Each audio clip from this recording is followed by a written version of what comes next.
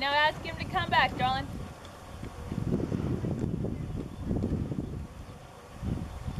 Shorten your reins a little bit more, Maya. There you go, kiddo. Good. Now sit deep. Ask him to come back. Good.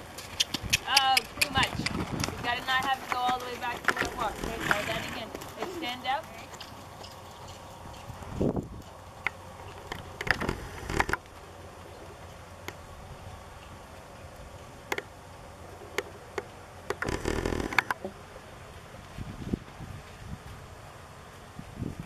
Okay, ask him to come back, Maya.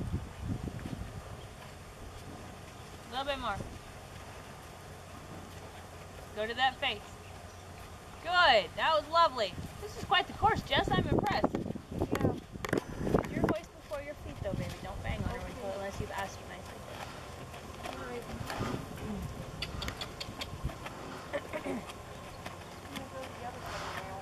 Pretty. Use your voice and then your feet. Really work on that cluck, babe.